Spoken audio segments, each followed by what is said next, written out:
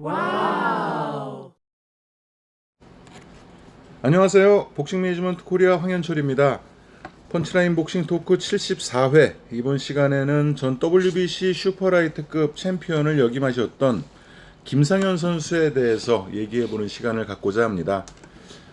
지난번에 저희가 영상으로 작업을 했을 때 저희 그 든든한 마티 형께서 못 오셨는데 오늘 또 음성으로 작업할 때 오셨습니다. 네, 안녕하십니까. 오랜만에 뵙겠습니다. 예, WBC 국제심판위원이신 임준배 그 복싱 매니지먼트 코리아 이사님이시고요. 또 함께 해주신 분은 그 장원재의 세상만사 그 유튜브 채널을 운영하고 계신 장원재 박사님입니다. 네, 안녕하십니까. 자, 그러면 시작해 보겠습니다. 영상 작업을 해보니까 그렇게 쉽지가 않더라고요. 그래서 영상으로 계속 하기에는 좀 당분간은 무리가 있을 것 같고 영상과 음성을 좀 섞어서 가는 방향으로 한번 해보겠습니다. 오늘 그 김상현 선수에 대한 얘기를 한번 나눠보자라는 그 주제를 그 장원재 박사님께서 내주셨어요. 일단 김상현 선수에 대해서 전체적인 소회를 한번 들어보고 그 프로 데뷔부터 한번 쭉 살펴보는 시간을 갖도록 하겠습니다. 장 박사님, 김상현 선수 그러면 네. 어떻게 정리가 되십니까? 김상현 선수의 복싱은 동치미 국물과 같다. 역시 시원하다. 네. 순간적으로 좀 아찔아찔한 경우가 없지 않아 있지만 많았죠. 모든 세계 타이틀 매치에서 상대를 뭐 다운시키거나 물론 이제 사울 만비한테 질 때는 좀 달랐지만 뭐 멋진 경기들이 많았고요. 또 김상현 선수 얘기를 제가 해보고 싶었던 확실한 이유가 하나 있습니다. 김상현 선수가 세계 챔피언까지 했지만 부산을 중심으로 활동했던 선수이기 때문에 맞습니다. 세계 도전할 때까지도 거의 무명이었거든요. 그래서 그런 면에서 한 번쯤은 좀 김상현 선수에 대한 조명을 제대로 해볼 필요가 있다라는 생각을 했습니다. 그렇군요. 그 임준배 위원님께서는 김상현 선수에 대한 추억이 어떠십니까? 네, 뭐 지금 장 박사님 얘기하신 거와 뭐 비슷한 소회인데 항상 그 통쾌함과 어떤 불안함을 항상 그 겸비한 시합을 항상 했던 그 시합 자체는 굉장히 시원시원스럽게 했지만 또 항상 어떤 그 일말의 불안감을 안고 봐야만 했던 그런 선수였고, 사실 김상현 선수는 우리나라가 배출한 그 세계 챔피언 중에 박종팔, 김기수, 백인철 선수 같이 이제 주니어미들 이상의 그 아주 그 걸출한 스타들을 빼고는 중량급으로서는 굉장히 그 희소 가치가 있는 그런 세계 타이틀을 가졌던 선수였죠. 그렇죠. 그리고 상당히 그 대전 경험이 굉장히 풍부했어요. 그래서 뭐 나중에 후에 또 다시 얘기하겠지만 세계 챔피언이 되기 전이라든지 후에 논 타이틀 뭐 이런 시합에서 전혀 또 우리가 접할 수가 없었던 선수 같은 선수들도 국내 불러들이기도 해서 시합도 하고 또 원정도 많이 갔었고, 그래서 상당히 그 뭐랄까 실력을 논하기에 앞서서 굉장히 그 항상 통쾌한 느낌, 그런 느낌을 가졌던 선수입니다. 네. 지금 두 분이 얘기해 주신 부분에 거의 공통점이 많습니다. 정말 매력적인 선수였다는 것에는 아마 아무도 이의를 달지 않으실 것 같아요. 하나하나의 세계 타이틀 매치는 정말 예술이었고 그 이외의 경기들도 상당히 많은 경기를 국내에서 치르면서도 추후에야 좀 알려지게 된 그런 케이스. 그러니까 아무래도 그 서울이 아닌 부산 쪽에서 성장을 하다 보니까 빅마켓에 일단 진입을 못한 상태였기 때문에 여기저기 불려다니면서 시합을 많이 치를 수밖에 없었고, 동양 챔피언이 되고 난 후에야 그 전우현 프로모터의 눈에 들어서 이제 임의 매니저 계약을 맺고 바로 또 무왕수리나한테 도전하게 되는 기회를 얻게 되는데 그러기까지 참 오랜 시간이 걸렸습니다. 김상현 선수는 1955년 3월생으로 알려져 있고요. 얘기를 좀 들어봤는데 그 어렸을 때 아버님이 과자 공장을 하셨다고 그래요. 네. 영도 쪽에서 과자 공장을 하셨고, 김상현 선수의 집은 국제시장 쪽에 있었는데 2층 집이었답니다. 그러니까 그 굉장히 부유한 가정에서 유복한 가정이었죠. 그렇죠. 네. 근데 복싱을 했다니 좀 의외네요. 그렇습니다. 그건 저도 좀 본인한테 얘기를 한번 들어보고 싶은데 그 어려서 중학교 1학년 때 복싱을 시작했다고 그래요. 공부도 참 잘했다고 그러더라고요. 그래서 우열반에 가르게 되면 항상 우반에서 이제 공부를 하다가 아버지의 회사가 영도다 보니까 집에서 왔다 갔다 했을 텐데 그 영도에 갔다가 거기 있는 복싱 체육관을 발견을 하고 그때 그 관장이 이종원 관장님이었답니다. 그래서 복싱을 하게 됐는데 막상 시켜보니까 너무 잘 하게 된, 네. 그러니까 이 선수를 놓칠 수 없는 그런 아마 그 선수였었나 봐요. 그래서 고등학교 때부터 아마추어 시합에 출전을 하기 시작했는데 나가는 족족 우승 아니면 뭐 3위, 부산 대표로도 여러 시합에 출전을 했었고 그러다가 이제 그 고등학교 3학년 가을에 이제 프로에 데뷔를 하게 됩니다. 그때 박경웅 선수를 4라운드 판정승으로 꺾고 프로에 데뷔를 했고요. 73년 9월입니다. 그리고 마침 이때 전국 신인왕전이 부산에서 개최가 돼요. 네. 당시에 62년에 제1회 신인왕전이 열렸고 60년대에 그 4번의 신인왕전 그리고 한참 뜸을 들이다가 72년도에 5회 신인왕전이 대구에서 열렸어요. 그리고 2년 만에 부산에서 신인왕전이 열리게 됐는데 당연히 이제 신인왕전이 열리니까 김상현 선수를 출전을 시켰고 이때는 참 재밌었던 부분이 예선 4라운드, 그 준결승 6라운드, 결승 8라운드인데 예선과 준결승까지 그냥 매일 시합을 하는. 이야. 그리고 결승도 2주 후에 하는 그런 강해군인데 거의 아마추어 무슨 저 토너먼트 같은 토너먼트 같이 그런 식이었네. 그런 것 같습니다. 다만 이제 이때는 신인왕전이라는 그 브랜드 자체가 좀 생소할 때였고 서울이 아닌 부산에서 개최를 하다 보니까 많은 숫자가 참석하진 않았다고 그래요. 73명, 그러니까 73명이 9체급에 걸쳐서 이제 출전을 했고 여기서 우승한 선수 중에 뭐 가장 눈에 띄는 선수는 김상현 선수고 그리고 패더급 챔피언을 했던 김효성 선수. 스님 복서. 그렇죠. 네, 스님 복서 김효성. 그리고 그 프로모터로 후일 이제 많은 시합을 개최하면서 뭐 최규철 선수라든지 또 최신희 손초롱 이런 여자 선수들 또 조영주 선수를 세계 타이틀에 도전시켰던 황기 선수가 이때 플라이급 신인왕입니다. 그래서 제6회 신인왕으로 김상현 선수도 탄생을 하게 되고 장덕준 선수를 2라운드에 KO 시키면서 74년 6월에 만 19살 때죠. 신인왕에 이제 오릅니다. 하지만 변방이었기 때문에 계속 이제 그 부산 쪽에서 시합을 하게 되는데 7전째까지의 시합을 모두 부산에서 치르고 그 중에 3번을 KO로 이겼고 물론 다 이겼죠. 그리고 8번째 시합이 그래도 중량급의 중견 복서였던 정영근 선수와의 10라운드 시합이 잡혔는데 이 시합이 서울에서 개최가 됩니다. 서울 데뷔네요.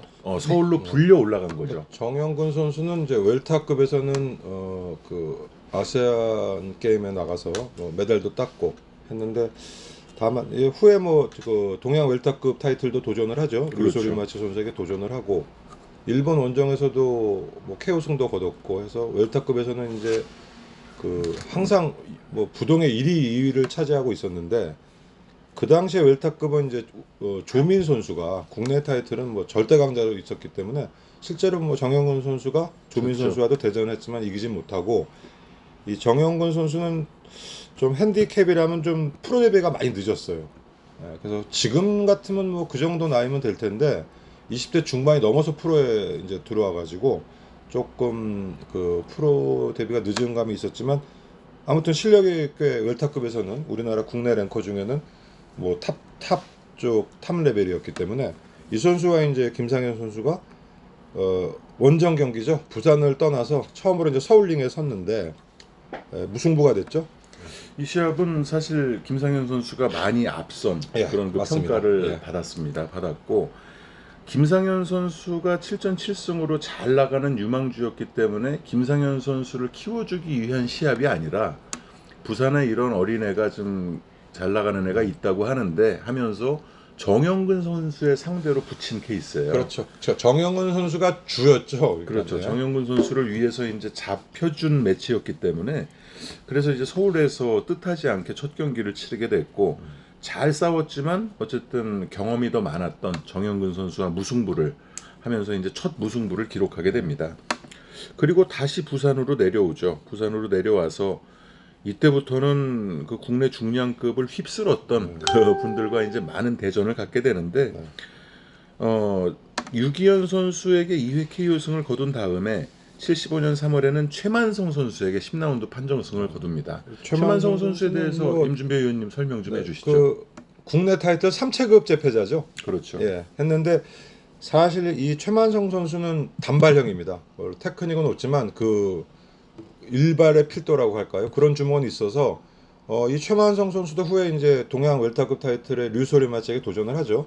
그래서 판정패를 당했지만 소리마치를 한번 다운시켰고, 사실 이 김상현 선수와 최만성 선수의 시합은 제가 내용을 정확히 기억은 못했지만 김상현 선수가 상당히 고전을 했어요. 그래서 저 지금도 기억에 남는 게 펀치라인의 그 관전평란을 보면 김상현 선수가 두 번인가 한 번인가 다운을 당하는데 로프 사이에 아주 머리를 쳐박고 다운 당하는 그 김상현 선수의 사진이 나왔던 기억이 납니다. 해서 미루어 짐작컨대 그 뭐 시합은 이겼지만 최만성 선수의 그 강타에 좀 상당히 그 좀 어려운 시합을 치르지 않았었을까 하는 게 제 추측입니다. 최만성 선수가 이때 상승세였죠. 그러니까 주니어 라이트급 타이틀에 도전해서 지고 라이트급 챔피언이 됐고 그다음에 주니어 웰터급 챔피언이 됐는데 이춘산 선수에게 타이틀을 뺏긴 다음에 류소리마치에게 바로 도전 기회가 옵니다.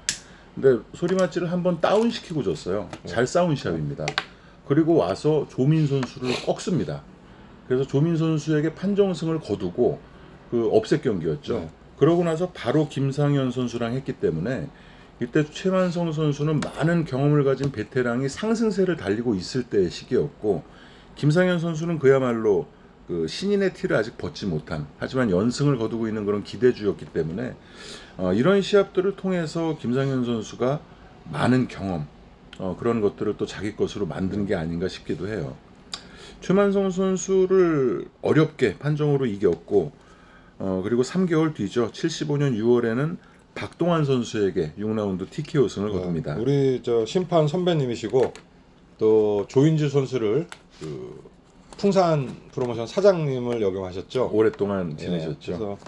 그래서 우리 박동환 선배님은 복서로서는 뭐 큰 그 성적을 거두지 못하셨지만 이쪽 복싱 비즈니스 쪽에서는 또 아주 탁월함을 보이셔가지고 되게 젠틀맨이세요. 그래서 이분은 뭐 현역 선수도 했고 또 프로모션 사장님도 했고 심판도 했고 해서 뭐 두루 그 여러 그 복싱의 여러 그 분야를 갖다가 섭렵하신 분인데 선수로서는 사실 주니아미들을 뛰셨어요. 이분은 뛰셨는데 그렇게 뭐 좋은 성적은 안 거뒀지만 뭐 그 당시에 주니아미들급은 우리나라가 선수층이 얇았기 때문에 뭐 꾸준히 한국 랭커로는 이제 이름을 올려놓으셨던 분인데 75년도면 아마 이 주호 선수와의 시합 전인가요?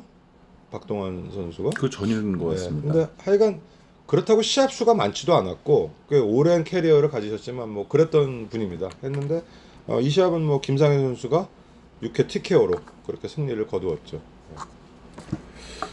그러면서 두각을 나타냈지만 그 서울에서는 그 존재에 대해서 그냥 잡지의 기사 몇 줄로 볼 뿐이었고, 이때까지도 TV 중계되는 시합은 없었던 걸로 기억을 해요. 그래서 나름 이 당시에 부산 지역에서는 유망주로 각광을 받았겠지만 사실 그 중앙 방송에서 하는 중계 방송에도 나온 적이 없고 네. 그 당시에 펀치라인에 그냥 관전평에 시합 내용만 간단하게 나왔기 때문에 그 이 김상현 선수의 개인사라든지 그런 거에 대해서는 좀 베일에 쌓여 있었죠. 그 특히 서울 팬들은 그 존재조차도 잘 몰랐던 사람들이 많았던 뭐 그런 선수였습니다. 네. 그렇게 정영근 선수, 최만성 선수, 또 박동환 선수를 연파하면서 정영근 선수와는 무승부였죠. 그리고 두 달 뒤인 75년 8월에는 김광선 선수와 또 부산에서 승부를 겨루게 되는데, 이 김광선 선수도 만만치 않은 선수였습니다. 이 선수는 뭐 라이트급 때는 굉장한 슬러거였죠. 그래서 한국 챔피언 레벨에서는 그 당시에 라이트급 주니어 웰터 쪽에서는 뭐 절대 강자는 아니지만 굉장히 그 강자로 인정받던 그런 선수였습니다. 이 선수가 출발은 패더였죠. 패더로 시작했죠. 그래서 주니어 패더급 한국 타이틀에도 도전했다가 이제 실패를 했고, 패더로 올리면서 최문석 선수를 KO 시켰잖아요. 그렇죠. 예. 그러면서 상당히 스포트라이트를 받았는데 최문석 선수와 한국 타이틀을 놓고 경기에서는 또 6라운드 KO패를 했어요. 근데 하와이나 일본에서도 그 연승을 쭉 하지 못했어도 이긴 일이 많았던 김광선 예, 선수입니다. 상당히 주목이 있던 선수고 라이트급 때가 아마 그 이 선수 본인으로서는 최전성기였던 것 같아요. 주니어 그렇죠. 라이트는 라이트급이 전성기였고. 예, 뭐 주니어 라이트, 그러니까 이 당시에는 타이틀 매치 아니면 뭐 체급을 웰터, 주니어 웰터, 주니어 라이트, 라이트는 뭐 오가는 때인데 그래서 상당히 뭐 테크니션은 아니지만 그 일발 펀치가 있는 펀처였던 그런 선수인데 이 선수가 이제 김상현 선수가 2연전을 벌리게 되죠. 그렇죠. 예. 부산에서의 시합이 그 김상현 선수가 완승을 거둔 시합은 이제 아니었다고 판단이 돼서 두 번째 리턴 매치가 4개월 후에 열리게 되는데 이 시합을 다시 서울로 불려갑니다. 그래서 서울에서 이제 두 번째 시합을 갖게 되고 여기서 김상현 선수가 김광선 선수와 무승부를 기록을 하죠. 김상현 선수는 데뷔 이래 서울에서는 이겨본 적이 없네요. 이때까지는. 그렇죠. 두 번 다 무승부를 지금 기록을 했어요. 기록을 했고 다시 이제 부산으로 와서 김혜식 선수에게 5라운드 KO승을 거둡니다. 그러니까 73년 9월에 데뷔해서 76년 1월까지 2년 4개월 동안 어쨌든 무승부 두 번을 했지만 패배가 없이 상당히 그 유망주로 순항을 했는데 국제전이 한 번도 없었어요. 하지만 이때까지는 관리된 느낌은 없네요. 그렇죠. 그냥, 예. 관리받는 선수가 아니라 관리된 느낌은 없는. 잡힌 시합에서 그냥 묵묵하게 네. 싸워나가면서 지지 않는 그런 이제 복서가 됐는데 이런 시기를 거치면서 잡초처럼 많이 단련이 된 게 아닌가 이런 생각도 좀 들고요. 그러면서 첫 국제전이 76년 6월에 잡힙니다. 베이비 알칸타라라는 선수에게 10라운드 판정승을 거두게 되고요. 그리고 한 달 뒤에는 아미의 페레그리노 이 선수에게 5라운드 KO승을 또 거둡니다. 전부 부산 시합이죠? 그렇죠. 네. 전부 부산에서 시합을 했고 두 달 뒤에는 김갑수 선수를 맞아서 한국 웰터급 챔피언을 한 차례 역임했었던 그 김갑수 선수에게 또 판정승을 거두죠. 우리 김갑수 선수는 뭐 그 굉장한 터프가이, 돌진, 뭐 후퇴를 모르는 돌진형. 저희 그 복싱 토크에서도 얘기가 많이 나왔었어요. 하지만 예상외로 주목은 없는 그런 선수였지만 굉장히 끈질기고 스태미너가 좋고 했기 때문에 약간 불파이터 같은 분위기였기 때문에 시합을 상대방은 항상 그 애를 좀 먹이는 그런 스타일이었습니다. 근데 이 선수도 사실은 이 당시에 우리나라 웰터급에서는 그래도 1급선이었기 때문에 이제 김상현 선수는 이제 이런 나름 그 주니어 웰터급의 그 간판격 선수들, 국내 선수들을 차례차례 이제 정복을 해나간다고 할까요? 그래서 이제 한 계단 올라가는 스텝 바이 스텝이 계속 되는 거죠. 그렇죠. 근데 저는 이해가 조금 안 갔던 것이 76년 이 당시면은 국내 프로복싱 열기가 정말 최고조에 달해 있을 때인데 부산에서 그래도 이 정도의 실적을 냈는데 빅마켓에서 빅프로모터들이 관심을 좀 가지지 않았다는 것. 중량급이라 그랬을 수도 있지만 근데 반대로 생각을 하면 그 당시에는 또 주목을 가질 만한 선수들이 워낙 많았어요. 그리고 또 그 당시만 해도 뭐 그 당시 이제 유재두 선수도 있었고 했지만 주니어 웰터급은 세계하고는 좀 그 생소했죠. 근데 주니어 미들도 세계를 정복했는데 이 76년 1월 이 당시면 유재두 선수가 세계 챔피언일 때거든요. 그건 이렇게 보시면 돼요. 그 같은 주니어가 붙었어도 그 당시에 주니어 웰터급은 세르반테스라든지 정말 그 세계에서도 굉장히 인지도가 높은 선수들이 많았던 반면에 주니어 미들은 주로 일본, 이태리 뭐 이런 쪽에 어떤 아직 메이저의 어떤 그러니까 그 세계 챔피언 자체의 지명도가 주니어 웰터하고 주니어 미들은 틀렸기 때문에 주니어 미들은 차라리 우리가 그 당시에 뭐 와지마라든지 물론 시합을 유재두 선수가 했지만 그 이후에 뭐 호세두란이든지 우리나라에서도 이길 수가 있는데 구도라든지 주니어 웰터급은 네. 뭐 세르반테스 이게 뭐 그림이 안 그려지는 뭐 세르반테스 무왕수린 뭐 이런 그런 거기 때문에 이 세계까지 바라보려면 주니어 웰터는 좀 무리가 따라준다고 생각을 했었을 겁니다. 예, 주니어 웰터 미들은 뭐 에디 가조라든가 네. 좀 만만한 챔피언들이 아니면 뭐 많았잖아요. 저쪽 유럽 뭐 그러네요. 미코엘 다 네. 카스테리니 같은 약간 뭐 느림보라도 했는데 그러니까 뭐 라이트급에 우리나라에 뭐 조용철이라든지 유망주가 있을 때도 라이트급은 아예 세계는 안 봤거든요. 라이트급은 듀란 때문에 다 네. 피해서 그래서 도전을 했었죠. 조용철 선수가 동양 챔피언 됐을 때도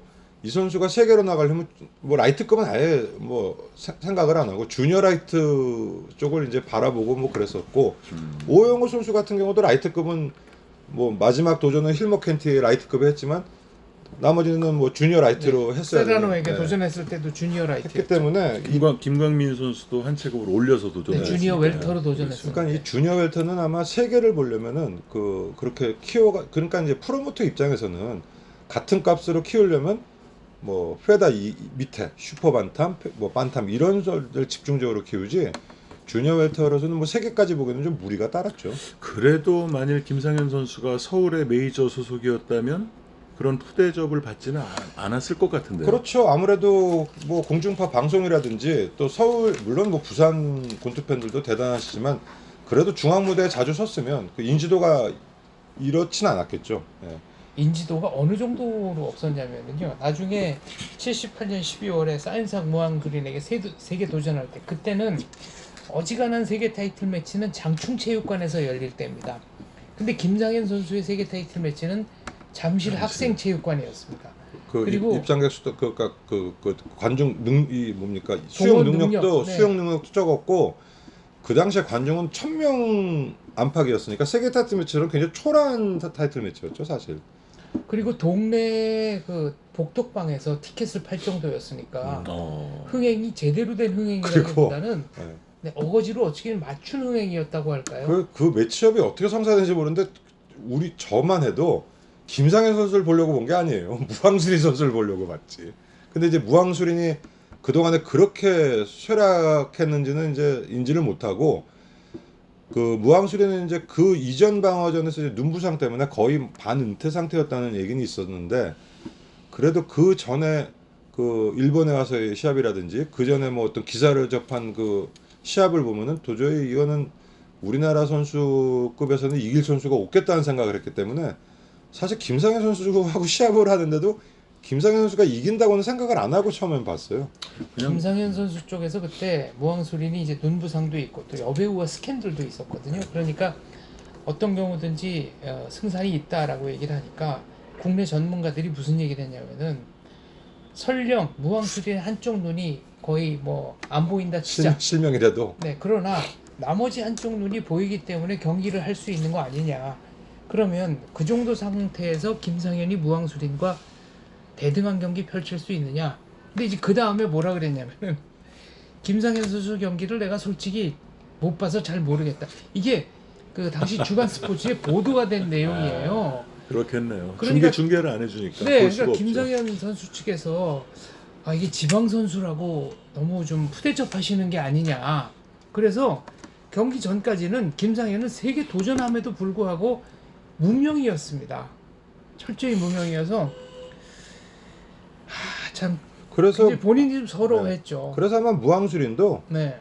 김상현 선수라는 선수가 자기의 그 대전자로 선정이 됐을 때 그 흔한 동양 타이틀도 없고 네. 국내 타이틀조차 딴 적이 없다 그러니까 아마 내 눈이 한쪽에 잘 보이든 안 보이든 그냥 약간 논다는 분위기? 김상현 선수가 동양 챔피언 자격으로 도전을 했죠. 그렇죠. 그리고 세계 타이틀과 동양 타이틀을 같이 보유하고 있었습니다. 예. 그래서 동양 타이틀을 네, 동양 78년 챔피언, 9월에 네. 획득을 하고 그 자격으로 세계 도전을 한 거죠. 그렇죠. 네, 첫 동양 타이틀 도전은 실패를 했지만 네, 두 나는 번째에서 성공을 한 그때 거고요. 영서 수세노한테 진 거로 생각하고 지금 모이세스 칸토하를 꺾고 동양 챔피언이 되고 나서 그 전호연 매니저와 계약을 합니다. 그 당시에는 이종원 관장이 트레이너 겸 매니저였어요. 권투위원회 등록된 매니저였고, 그러니까 전호연 그 프로모터는 지금 용어로는 비즈니스 매니저죠.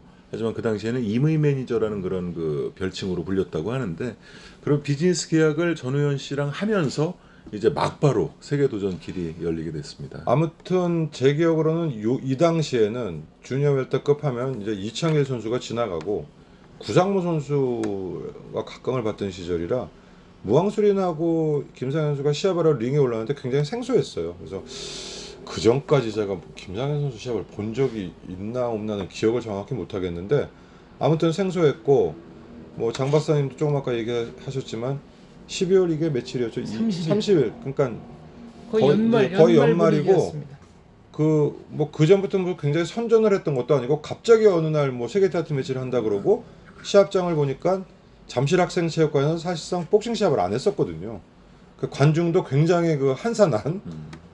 그리고 그 당시에는 저번에도 한번 얘기한 적이 있는데 구정 연휴가 없었고 신정 연휴였기 때문에 그 당시에 12월 30일이면 이미 그 사람들에게는 어떤 휴가가 시작되는 그런 분위기라 관중 수도 굉장히 썰렁하고 날씨는 춥고 을씨년스러운데 어쨌든 뭐 세계적인 무왕수린이 섰대니까 봤는데 그 승리의 감격에 비하면 그 분위기라든지 그 경기장은 좀 초라했었죠 사실. 자, 무왕수린 얘기는 잠시 후로 또 미루고요. 네. 다시 이제 돌아가 보죠. 그 김갑수 선수마저 이제 판정으로 꺾으면서 국내에서는 그래도 거의 1인자급이 이제 됐습니다. 그 상태에서 그 인도네시아 최초의 동양 챔피언이 된 이창길 선수를 꺾고 그 동양 챔피언이 됐던 웡소수세노에게 그 도전 콜을 받고 동양 타이틀에 도전을 하기 위해서 자카르타로 갑니다. 이게 77년 1월 24일인데요. 이때 김상현 선수가 첫 패를 당하죠. 첫 판정패로 도전에 실패하면서 패배를 기록하는데 이 경기에서 다운을 2번 뺏었다고 하더라고요. 뭐 물론 필름을 본 적은 없습니다. 뭐 중계도 안 됐고 뭐 그렇죠. 자료도 없고 나중에 찾을 수도 없고 그런데 예. 2번이나 다운을 뺏고 정말 잘 싸운 경기지만 홈타운 디시전에 의한 그런 판정패로 동양 타이틀 도전에는 실패했다고 전해지는데 여기에 대해서는 더 이상 아는 바가 없어요. 근데 이게 사실 웡소수세노는 그 지금 그 황 대표님 말씀하셨지만 인도네시아에서는 처음으로 그 국제적인 타이틀을 딴 거거든요. 그렇죠. 예. 최초의 예. 동양 챔피언. 예, 최초의 동양 챔피언이기 때문에 아마 제 생각에는 그냥 넉아웃을 시키지 않으면 아마 판정으로는 이기기가 그냥 어려웠을 거고 뭐 여러분들도 후에 인도네시아 그 링의 분위기는 전주도 선수라든지 그 엘리피칼에 시합하는 그 뭐 영상을 보신 분들은 아시겠지만 태국하고는 또 다른 그 음산함이라 그럴까? 그리고 진짜 그 광적인 어떤 관중들. 그러니까 그게 필리핀이나 태국하고는 또 느낌이 틀린 그런 저거고 모르긴 몰라도 이 웡소수세노와 김상현 시합도 아마 대관중이 몰렸었을 거예요. 그랬을 것 예. 같습니다. 그래서 그런 분위기라든지 또 웬만큼 해가지고는 지금 뭐 말씀하신 대로 다운 2번을 뺐었더라도 이기기가 아마 판정으로는 쉽지는 않았을 겁니다. 예. 그 이창길 선수 같은 경우에는 훗날 세계 챔피언이 된 라이온 후루야마도 이긴 적이 있고, 그렇죠. 또 세르반테스 세계 챔피언이 되진 못했죠. 네, 네. 또 세르반테스 세계 챔피언이 못 됐군요. 네, 세 번 도전을 했죠. 네, 네. 예. 그리고 그 세르반테스한테도 이제 6라운드에 KO패를 당하긴 했지만 그때는 동양권 선수가 세계 도전한다는 것 자체가 굉장히 드문 일이었지 않습니까? 그 체급에서 그런 선수를 이기고 동양 챔피언이 됐기 때문에 거의 뭐 국보 대접을 받았을 걸로 보이고요. 그리고 인도네시아 링의 분위기는 전주도 선수가 그 8라운드 KO패 할 때 이동춘 선수가 또 10회 네. 되고. 네. 근데 그때 보면은 일부 몰지각한 관중이 한국 그 어린이 링사이드 땐 어린이를 구타하는 사건도 있었어요. 전주도 선수의 시합 때입니까? 네, 그렇습니다. 그래서 그게 이제 외교적으로 조금 문제가 된 적도 있었는데 그만큼 좀 광적이죠. 인도네시아의 복싱 열기는 동남아, 태국이나 필리핀에 비해서 못지 않은데 배출하는 선수들을 보면은 뭐 세계 챔피언도 거의 못 만들었고 이 당시는 세계 챔피언이 없을 때죠. 없을 네, 때죠. 없어. 없죠. 전혀 없죠. 엘리피칼이 최초의 세계 챔피언이었으니까. 맞습니다. 그리고 인도네시아는 지금도 그 WBC에서는 인도네시아가 회원국이 아니에요. 제명시켜 버렸어요. 그게 이유가 선수의 건강 관리 같은데 굉장히 그 문제점을 많이 일으키는 나라예요, 이 나라가. 그러니까 그 복싱 자체를 정말 원시적으로 보고 원시적으로 하는 나라인 것 같은 게 지금도 그 한동안 그 인도네시아에서 사망 사고가 많지 않았습니까? 네. 그렇죠. 그래서 WBC에서는 그 인도네시아를 그 메디컬적인 게 그 확보가 되기 전까지는 그 인도네시아에서의 시합은 승인을 안 했기 때문에 지금도 WBC에서 인도네시아는 회원국이 아니에요. 공식적인 시합 외에 비공식적인 시합이 워낙 많이 열리기 때문에 공식 시합에서의 사망자 수보다 그 더 많을 집계되지 것이다. 않은 그 사람이 몇 배 더 죽는 사람이 많다고 얘기를 하고요. 또 인도네시아에서는 기록이 안 되는 경기들이 워낙 많아요. 그러니까 국내로 원정 오는 선수들을 이렇게 보면 얼굴이 상해 있어요. 시합을 기록에는 4개월, 5개월 전에 뛰었는데 그래서 왜 그러냐 그러면 엊그제 시합을 하고 왔다. 지난주에도 했다. 근데 공식으로 기록이 되지는 않는 그러니까 실제 전적보다 훨씬 많은 경험을 가진 선수들이 많습니다. 그러니까 인도네시아에서 그 사망한 선수가 뭐 보면은 전조가 있더라고요. 한 달도 안 된 그 전에 시합에서 네. KO가 됐는데 또 바로 원정 와서 그렇죠. 뭐 지고 그러면서 또 그 데미지가 누적이 돼서 죽는 경우 그런 경우가 굉장히 많아가지고 지금 황 대표님 말씀하신 대로 세계급에서도 그 선수에 대해서 보장이 안 되는 거예요. 이 선수가 도대체 이 시합을 하기 전 시합이 이 전 시합이 그게 맞는 건지 그 사이에 또 몇 시합을 하고 뭐 결과가 어떻게 되는지를 알 수가 없기 때문에 그래서 OPPF도 축출되다시피 했다가 한 4, 5년 됐나요? 다시 그 집행부를 꾸려가지고 근데 인도네시아도 협회가 많습니다. 네. 아시겠지만 네. 6개, 7개가 지금 난립을 하고 있는데 메디컬 규정이라든가 이런 그 유니파이된 룰이 별로 없기 때문에 주먹구구식으로 펼쳐지는 경우가 아직까지도 많다고 그래요. 그리고 뭐 그게 뭐 전부 그런 거지만 경향이 인도네시아 선수들의 시합을 보면 굉장히 터프해요.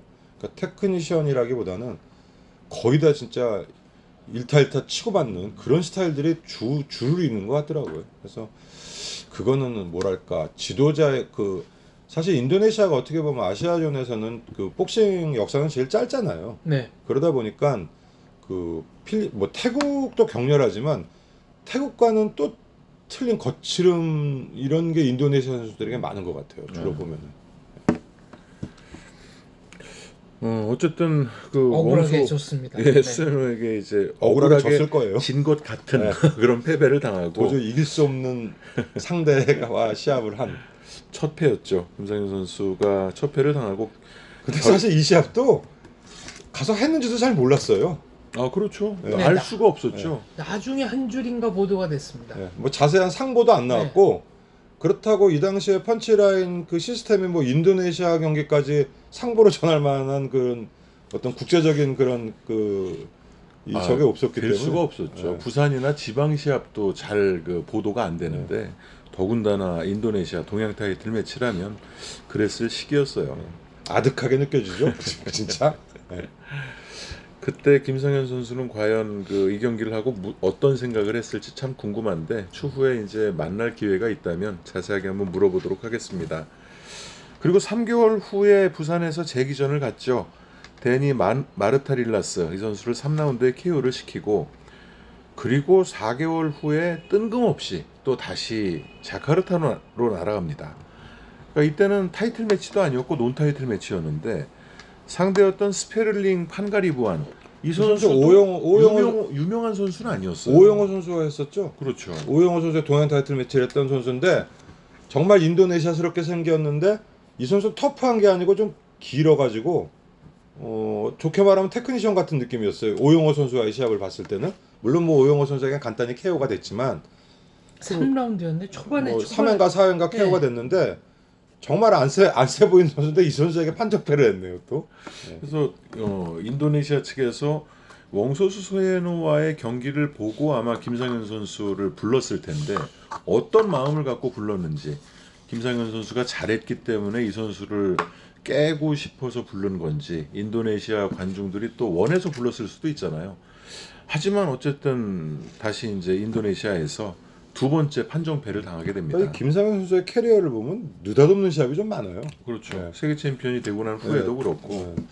근데 이 경기에 대해서는 정말 단 한 줄도 어느 매체에서도 알려진 바가 없어요. 시합을 했는지도 몰랐으니까. 그렇죠.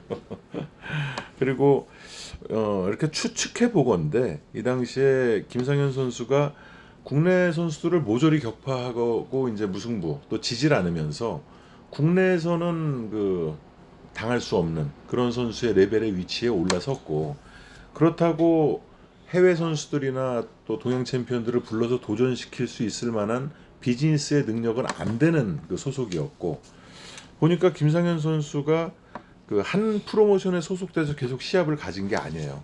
동양 챔피언이 될 때까지만 해도 한 번은 챔피언 프로모션, 한 번은 한진 프로모션, 한 번은 이렇게 계속 소속이 바뀝니다. 건바이건으로. 그렇죠. 그러니까 김상현 선수의 시합을 아마 이종원 관장님이 매니저가 여기저기 부탁하고 해서 이제 성사되는 경우가 많았었던 것 같고 그러다 보니까 국내에서는 더 이상 김상현 선수를 불러서 시합시키려 하지 않는 분위기였던 것 같아요.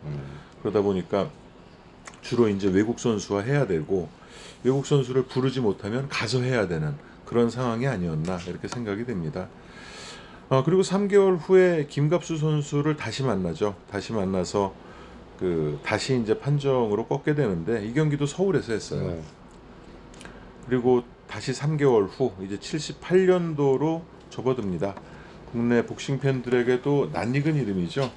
알만도 보니키트 이 선수에게 3라운드 KO승을 거두고요. 이 선수는 70년대 초반부터 우리나라 뭐 이한산호 선수, 뭐 이금택 선수하다 하여간 그거 맞아요. 우리나라 주니어 미들 선수들한테는 모조리 KO 당했던 그런 선수인데 추후에 80년대에는 이제 백인철 선수하고 예, 나고 그때 하여간 78년도면 이미 한거비가 한참 지났을 텐데 또 와가지고 김상현 선수가 이때 체중을 어떻게 맞췄는지 모르지만 어쨌든 시합을 했네요. 그 전까지는 주로 뭐 주니어 미들 선수들과 시합을 많이 했었는데 김상현 선수도 논타이틀전은 거의 웰터급으로 싸웠습니다. 그러니까 기록을 뭐 보니까 김상현 선수는 그 당시에 봐도 신체 조건이 굉장히 좋았어요. 그렇죠. 키가 한 180은 좀 안 됐죠?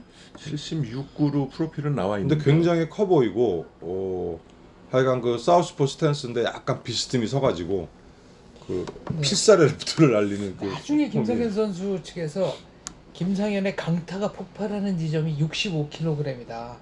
그래서 웰터급으로의 월장을 진지하게 고려하고 있다라고 기사가 나왔었으니까요. 아마 논타이틀은 되게 웰타도 네. 무리가 전혀 없어요. 그 신장의 그 그렇죠. 신체 조건이면 뭐 주니어 미들까지도 가능한 그 신장인데 이제 체형으로 봤을 때 주니어 미들은 조금 무리인 것 같고 웰타급이 어떻게 보면 아주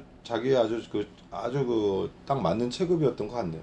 김상현 선수는 이거는 측근의 그 주순웅 형님이라는 분한테 이제 들은 얘기인데 김상현 선수와 같이 운동을 했고 지금도 이제 친하게 교분을 가진다고 하더라고요.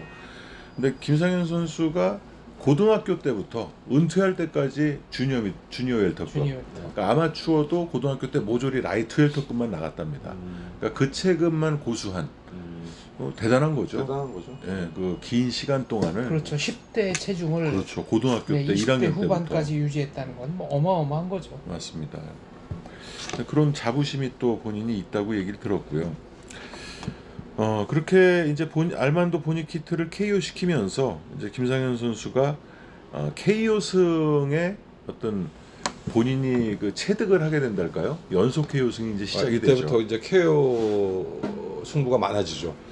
이때 이제 실질적인 그 전성기를 맞게 되는 것 같아요. 그러면서 연전 연승, 연 KO승을 거둡니다. 박종남 선수 2회 KO승, 또 78년 5월에는 레이 바스틸로스를 6라운드 KO승, 또 78년 6월에는 정영수 선수에게 6라운드 TKO승, 그리고 7월에는 정명규 선수에게 4회 KO승을 거두고 이제 두 달 뒤, 78년 9월에 동양 타이틀 매치를 국내에서 도전을 하게 되는데 이 모이세스 칸토하라는 필리핀 선수가 인도네시아에 가서 웡소 수세노를 판정으로 잡았어요. 네, 이겼죠. 네. 그리고 온 선수를 그 국내로 불러들입니다. 그리고 부산에서 동양 타이틀에 도전을 하게 되는데 이 경기에서 판정승을 거두면서 이 경기 동양 보셨어요? 챔피언이 되죠. 못 봤습니다. 중계 방송 했어요? 했는지 안 했는지 모르겠어요. 전혀 이 시합은 본 기억이 없어가지고. 뭐 임준배 의원님이 모르실 정도면 중계를 안 하는 것 같으네요. 장원재 박사님은 혹시 저도 이 기억나십니까? 경기 본 기억이 없습니다. 78년이면 웬만한 동양 타이틀전은 그렇죠. 다 중계해줄 때였는데 이게 중계가 없었던 거를 기억하고 뭐 이게 부산에서 했으면 그 당시에 구덕체육관 경기는 낮 경기였잖아요. 그렇죠. 오후 2시 시작이었기 때문에 뭐 그 낮에 해서 못 본 건지 중계를 안 해줬는지는 확인을 못 하겠는데 전혀 이 시합은 뭐 본 기억이 없네요. 이때 저도 뭐 기사로만 이 경기를 봤는데 상당히 그 잘 싸운 그 모이세스 칸토아를 상대로 관록 있게 그렇게 싸워서 넉넉한 승리를 거뒀다 이렇게만 저는 기사를 봤어요. 근데 이제 곧 나오겠지만 이 시합 끝나고 불과 3개월 후에 세계 타이틀을 하는 거네요. 그럼 그렇다고 봐야죠. 그 사이에 경기가 한 번 더 있습니다. 한 번 더 있는데 이게 동양 타이틀을 딸 시점에 동양 타이틀을 따면은 세계로 간다는 계획이 없었던 그런 계획은 없었던 것 같은데. 왜냐하면 소속 프로모션이 있었다면 네. 그런 계획을 가지고 선수의 그러니까. 스케줄을 잡을 텐데 그게 아니었기 때문에 이때도 동양 챔피언이 되고 나서 그러고 나서 이제 그 전호연 그 프로모터와 손을 잡게 됩니다. 그 세계 타이틀 매치를 굉장히 빨리 잡은 거네요, 그러면. 아 그건 아마 세계 타이틀을 계획을 하고 김상현 선수를 스카우트했다기보다는 그러니까. 운이 좋게 아마 그 비즈니스가 성사가 된 것 속된 같아요. 말로 아다리가 맞았나 보네. 아 그렇죠. 예. 무왕수린 쪽 사정하고도 뭔가 그러니까. 겹치는 게 있지 않았을까요? 그런 게 굉장히 중요하죠. 무왕수린도 네. 무왕수린도 이제 뭐 눈도 그렇고 그러니까 이제 은퇴는 해야겠는데 어디 원정 경기 갈 데 없나 하다가 뭐 그게 어떻게 서로가 그 딱 맞은 것 같은 느낌. 그러니까 동양 타이틀을 김상현 선수가 딴 것도 기억이 잘 안 나지만 그 당시에는 이제 보통 동양 챔피언 되면 뭐 다음엔 세계로 해가지고 뭐 이렇게 할 계획이라든지 그런 게 얘기가 있었는데 전혀 없다가 불과 3개월 만에 세계 타이틀 매치를 했다니까. 그렇습니다. 아 그렇게 어쨌든 동양 챔피언이 되면서 이제 김상현 선수는 앞으로 그 승승장구를 하게 되고 동양 타이틀을 획득하고 일주일 뒤죠. 78년 9월 30일 날은 김성준 선수가 세계 챔피언이 되게 됩니다. 네, 그렇죠. 네, 메트로이 보라싱에게 그렇죠. 3라운드 KO승. 78년도 9년도는 이제 우리나라 복싱에 뭔가 그 또 새로운 어떤 계기가 만들어지는 뭐 르네상스가 도래하는 그러니까 그런 80년, 시기였죠. 81년도가 그 80년대 초반이 만개했다면 그 전주곡 같은 그런 해가 이제 78년, 79년이 됐죠. 이때부터 김성준, 김상현, 박찬희의 트로이카 체제가 열리는 그러니까 소위 네, 그런 뭐 시대였습니다. 저 같은 경우도 그 전까지는 진짜 세계 타이틀 매치를 한번 보내만에 했다가 이제는 TV로든 뭐 현장 가서든 세계 타이틀 매치를 몇 달에 한 번씩은 볼 수 있게 되는 그런 이제 시대가 오는 거죠. 아마도 김상현 선수가 서울에서 활동을 했다면 임준비 의원님이 경기장에 많이 가셨을 거예요. 아, 예, 뭐 좋아했을 스타일이에요. 보신 적 없죠? 서울 경기장에서 직접. 김상현 선수를 본 적이 없어요. 그렇죠. 예, 예. 뭐 서울에서 거의 자주 하질 않았기 근데 때문에. 김갑수 선수와의 시합은 제가 아마 이게 뭐 메인으로 안 하고 어디 언더카드가 됐겠죠? 그럼 74년도 같으면 굉장히 시합장을 많이 다녔다니까 아마 봤을지도 모르는데 기억을 못 할 거예요. 못 하나 봐요. 77년에 김갑수 선수와 판정승. 아니 그 전에 뭐 김광선 선수 할 때 75년도면 거의 뭐 매주 장식체육관에서 복싱 시합하면 거의 매주 가던 때이기 때문에 아마 봤어도 아마 제가 기억을 못 할 것 같습니다. 그만큼 뭐 어떻게 보면 이제 지명도가 강렬한 인상을 아니, 남긴 선수는 아니었죠. 강렬함이 아니고 뭐 지명도가 그만큼 없었다는 얘기였죠. 메인 이벤터일 수가 없었죠. 그 메인 이벤트는 당시에는. 절대로 아니었고 그렇죠. 메인 이벤트면 기억을 하는데 뭐 그 나름 그 당시에 1급선 선수 밑에 이제 언더카드가 쭉 붙으니까 보통 그 당시에는 메인 경기가 타이틀 매치가 아닌 논 타이틀 10라운드짜리면 한국 타이틀 매치가 되든 뭐 국제전이 되든 뭐 국내 선수끼리의 시합이 되든 한 10회전이 두세 개 붙고 또 8회전 뭐 한 개, 두 개, 6회전 그리고 4회전 한 두세 개 해서 토탈 한 50라운드? 55라운드? 그 정도씩 카드를 갖고 갔으니까 그 사이에 김상현 선수가 끼어서 시합했으면 기억을 제가 못할 수도 있죠. 그럴 수 있겠네요. 아 그러면 그 첫 순서는 여기서 마무리 짓도록 하고요. 김상현 선수가 동양 챔피언이 된 이후의 행보는 다음 2부에서 더 얘기를 나눠보도록 하겠습니다. 오늘 클로징은 오랜만에 와주신 임준배 위원님께 부탁드립니다. 네, 그동안 제가 뭐 제 그 본업에 좀 바쁜 게 많아가지고 자주 찾아뵙지도 못했습니다. 그래서 이제 연말도 이제 곧 뭐 이러다가 날씨 추워지면 연말이 되는데 뭐 하는 일도 잘 마무리하고 또 이 토크쇼도 계속 진행을 잘 마무리 시키면서 하고 앞으로 이 토크쇼는 우리 황현철 대표님이 여러 가지 콘텐츠를 생각을 하고 있으니까 점점 더 재미있고 흥미로운 아마 그 내용이 될 것 같습니다. 그러니까 계속 좀 잘 들어주시고 건강 조심하시고 환절기에 감사합니다. 감사합니다. 감사합니다.